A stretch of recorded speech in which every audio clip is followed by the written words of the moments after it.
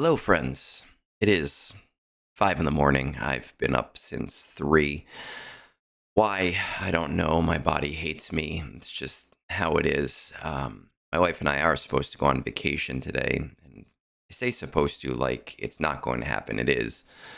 But I am not looking forward to driving in a couple of hours. And as I sit here at my computer, just unable to fall asleep and just trying to whittle down the hours until it's appropriate to do things other than sit locked away in a room. I wanted to talk about the concept of bonus drops this morning. We will be getting bonus drops tomorrow. And, as always, um, as something happens in game and then people start to ask questions on Discord, um, and I feel like a lot of people just don't understand the business aspect of why things are done a certain way. And I'm not saying that I'm an expert on those things.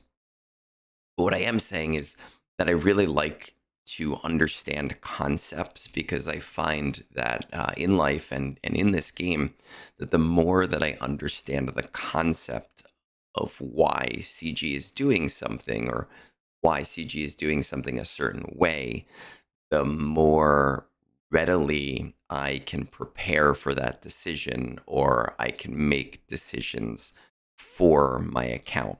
And we'll talk about that in just a minute.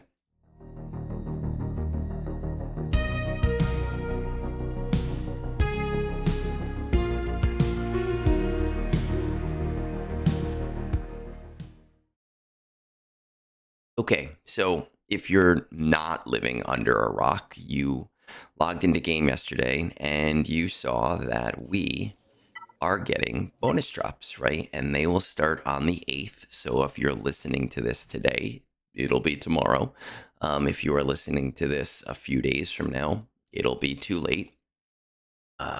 Right here from 8/8 to 8/10, so 8/9, that's 3 days, Friday, Saturday, and Sunday. Now, what are those bonus drops?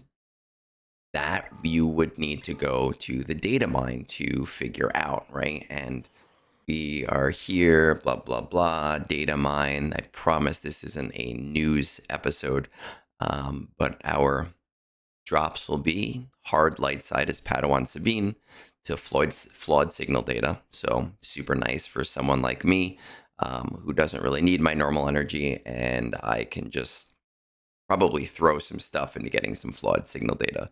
Hard dark side, Oppo shards for or MK7 Kyrotech. I don't know which Kyrotech you're going to get as a drop there, but whatever. We'll find out tomorrow.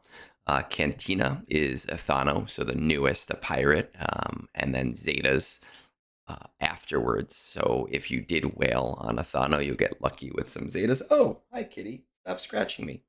And your hard fleet node is Punishing One, and again, Kyrotech. And of course, the thing that's been throwing people off here with these is that typically when CG does a bonus drop, it's thematic, right? So it'll be like the 4 characters from Jedi Knight Cal Kestis was a popular one.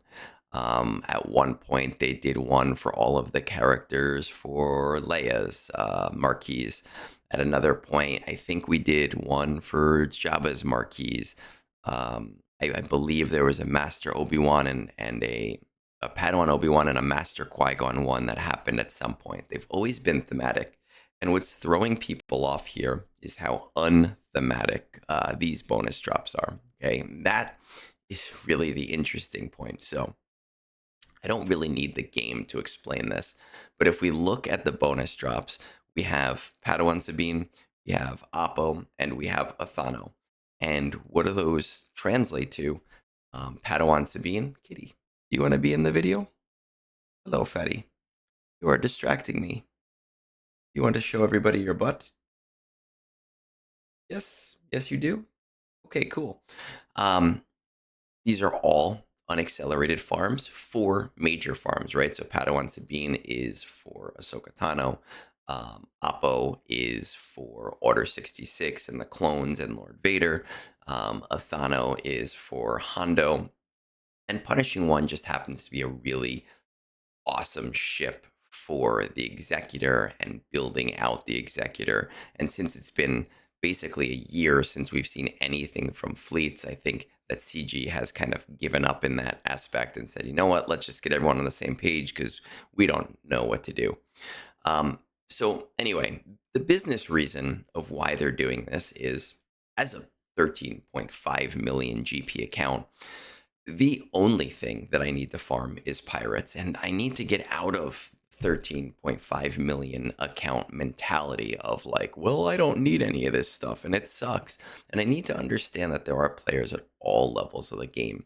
And by taking the three, I don't think expensive is the right word, but let's say the three major farms in the game that are still unaccelerated and that are still profitable and allowing players to get shards for all three of them, there is a larger chance that a player may click and say, oh, I'm going to go after X farm or I'm going to go after Y farm because I'm so much closer to a certain marquee, right? Maybe Ahsoka Tano wasn't on your radar, but now because you have an extra 100 Padawan Sabine shards, you're saying, hey, actually, I'm considering doing that. Or maybe you were thinking about getting Bad Batch for the raid and you've started getting Bad Batch for the raid, but now you're getting 100 extra Oppo shards. And I'm using 100 arbitrarily. I don't know how many shards you're going to get. I don't know what the drop rates are. But that might say to you, hey, you know what? I actually do want to start farming the clones as well. Right. And again, the counterpoint here is, well, Egnards, well, if they just give us shards to all of the characters, then I'd be more likely to do that. Here's the thing. Yes, you're right. But if they give you marquees to all of the thematic, give you shards to all of the thematic marquees in a given character set, then you don't need to presumably maybe buy shards, right? Because you are going to build up all of those shards right away. What they are trying to do right now is cast a wider net. Instead of saying, hey, we're targeting the people specifically looking for Leia or who are Leia adjacent, right? We are going to target the three major farms, 2GL and one for Order 66 or an old GL, and see what hits.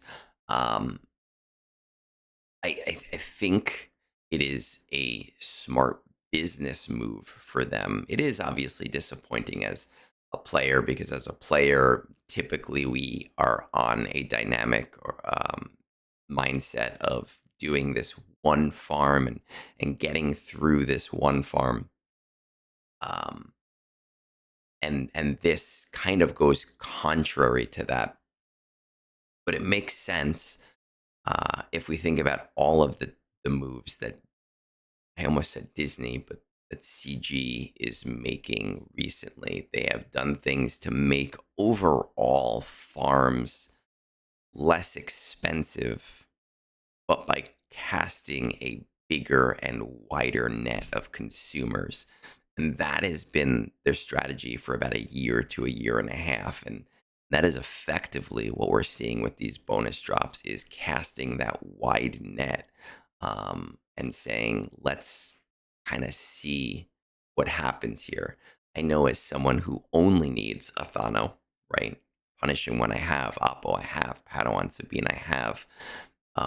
This is going to mentally alter anything that I am ending up doing for any particular farm.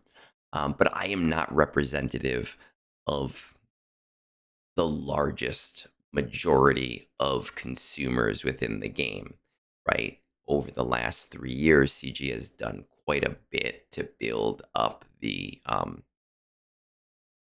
consumer base of new players, and they have changed the new player experience multiple times to kind of make that easier to invite new players in.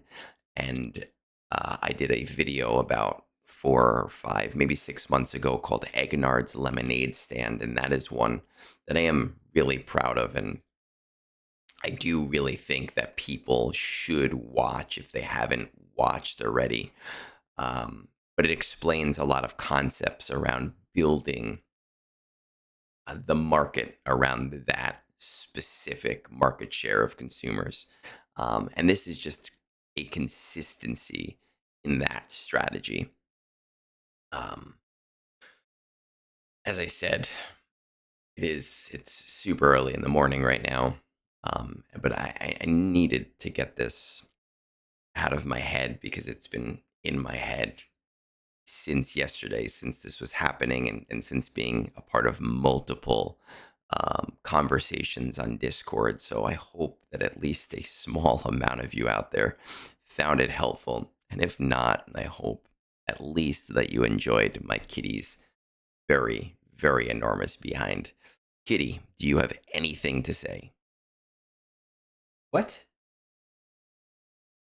No?